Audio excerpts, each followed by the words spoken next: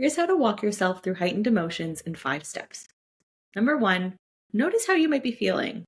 Maybe saying, I'm noticing that I'm feeling more tension in my body and getting curious with what this feeling reminds you of.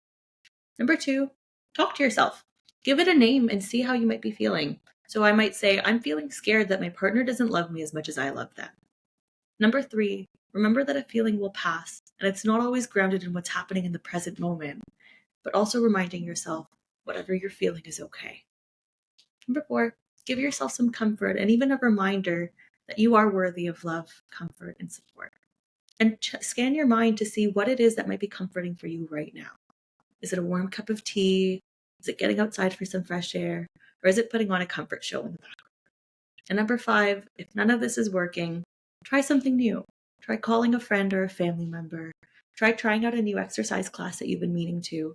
Or scroll through your TikToks and find that breathing exercise that you've been saving for a rainy day. This might just be it.